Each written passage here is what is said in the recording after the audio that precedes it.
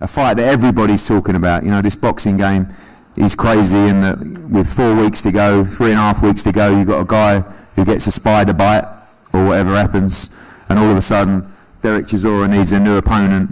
And before I speak to both guys, David Price, I expect a nice conversation with. Dereck, I'm not too sure, but I just want to bring in David Hay. I have to say, I know we've had our spats over the past, but thank you for your work on this. Thank you for the way you acted with speed with Dereck to make this fight. Of course, thank you for David Price as well, who stepped in to look at this opportunity. But David, a chat about the fight itself, about your charge as well, and the ever-changing landscape of professional boxing. Yeah, when when news broke that Parker unfortunately would be unable to get in the ring due to a snake bite, or was it a spider bite? I thought, damn, this is going to be difficult to get an opponent which will get Dereck Chisora up in the morning. Dereck needs someone on the opposite side of the court, opposite side of the ring, who brings out the best in him. If the opponent would have been under par, Dereck may have swerved a few sessions here and there, or maybe have eaten something he shouldn't have been eating.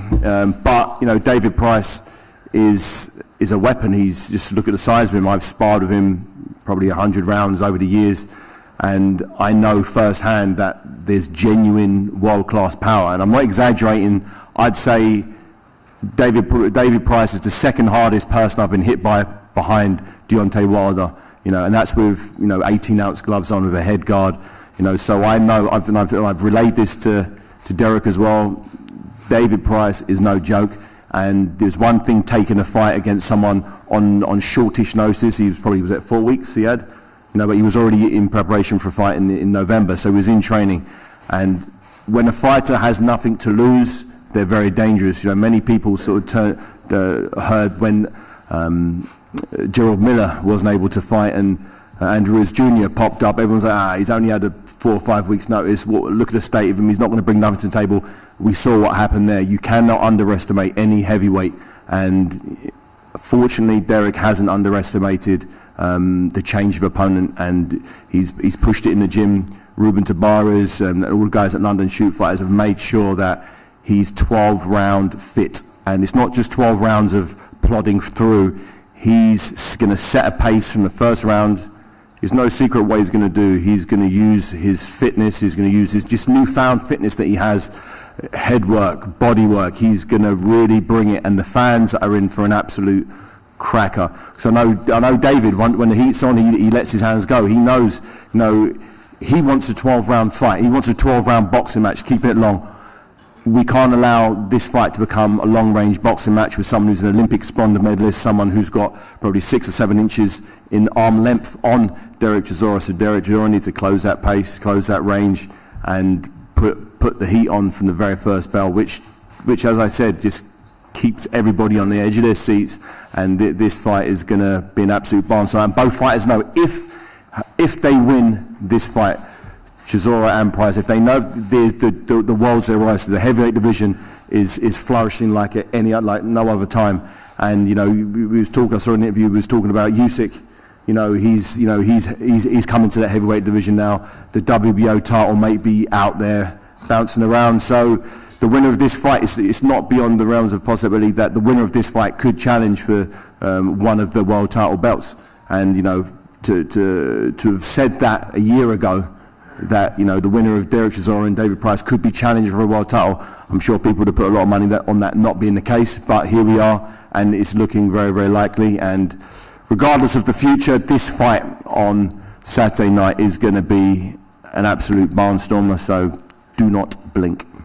Thank you, David. Going to go to David Price. David, I bumped into you in Ibiza. This was after the Dave Allen fight, and you said to me, I think I'm just going to come back now and get a relatively straightforward win.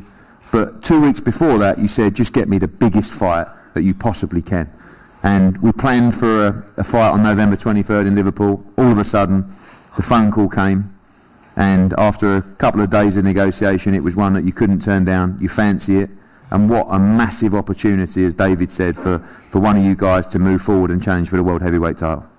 unbelievable. Just to echo what David said then, if someone would have told me 12, I've got a text message off you 18 months ago through my management offering me this fight, and I'll show you it after the fight because it makes me smile how far it's come since then. What, in terms of the money?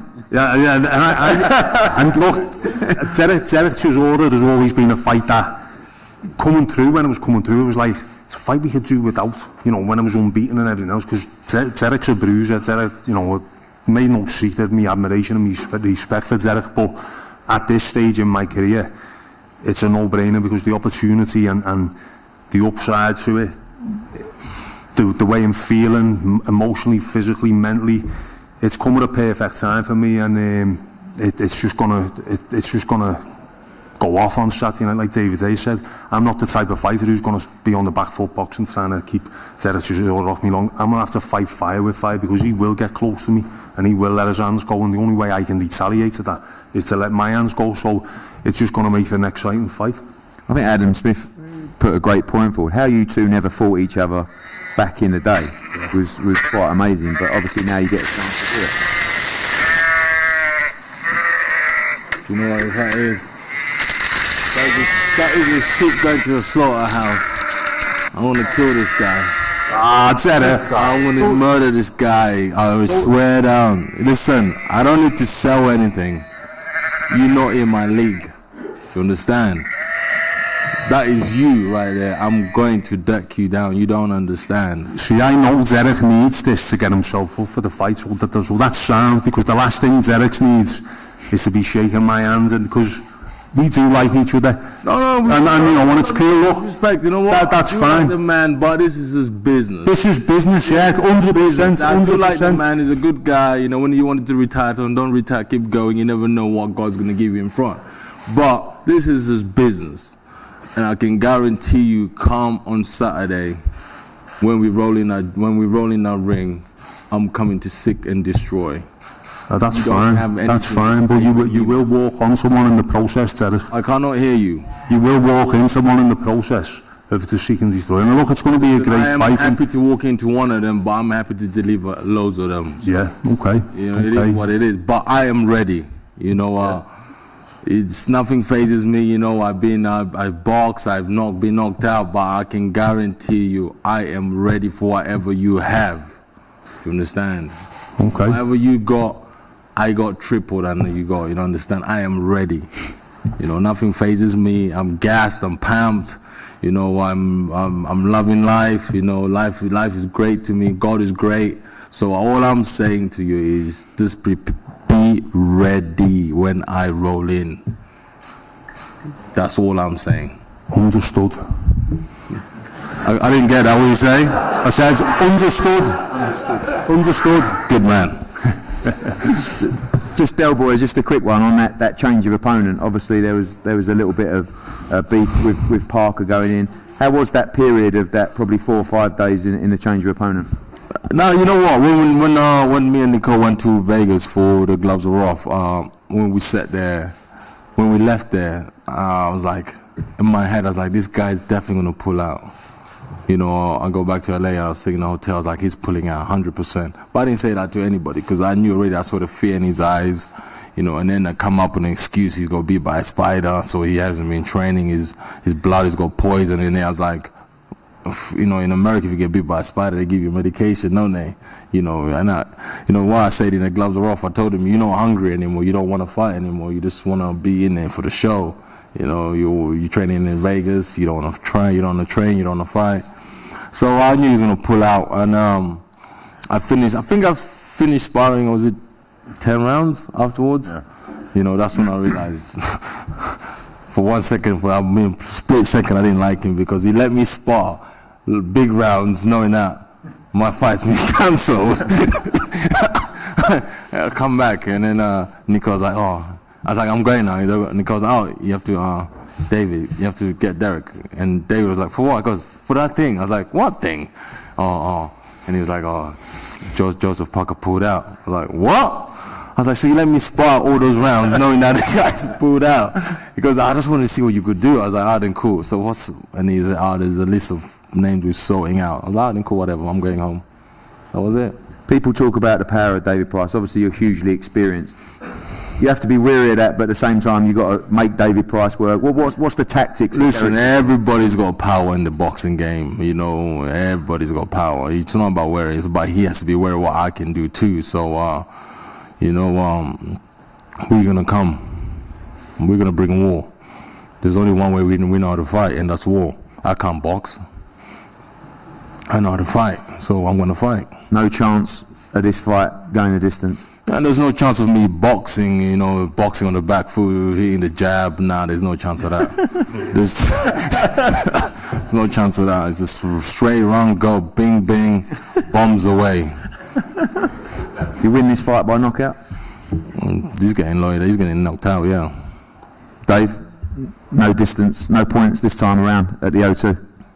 Who knows what's going to happen? Look, boxing's a funny game, and if I concentrate on what I'm planning to do on Saturday night, I'm expecting it to be a long fight and a painful fight for Dereck, to be honest, because the punch accuracy that I carry is going to be the telling point.